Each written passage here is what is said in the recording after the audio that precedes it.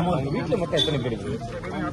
வீட்டில் வந்து 4 பையன் ஒன்று பிள்ளை ஒன்று வந்து அப்பா அம்மா அண்ணா ஒருத்தர் நிற்கிறாங்க. ஒரு கூலி வந்து செஞ்சு நம்பி தான் குளத்துல ஓடிட்டு இருந்துச்சு.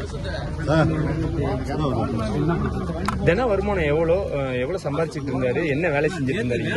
அவருக்கு நேற்று வேலை இருந்ததா வேளாண்மை சின்னால் வேலை டவுன்ல இருக்கு. அதனால போனார் பாஸ் ஏறின்னு சொல்லி அவர் போனார்.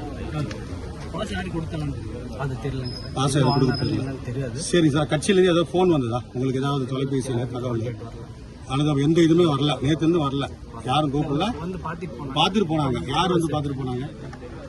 பார்த்துட்டு போனாங்க.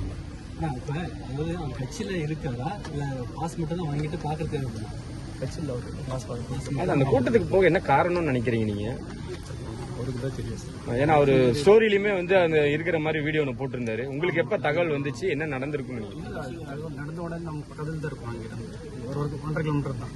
தெரிஞ்ச உடனே நம்ம அங்கே போயிருக்கோம் ஹாஸ்பிட்டலுக்கு. ஏற்கனவே அவருக்கு உடல் ஏதாவது பாதிப்பு இருந்ததுங்களா? ஏதாவது ட்ரீட்மெண்ட் போயிருந்துச்சா?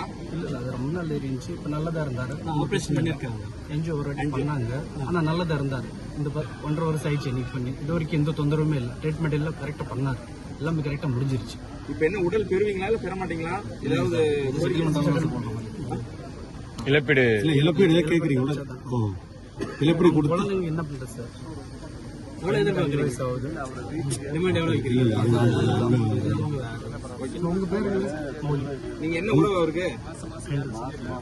ஃப்ரெண்டு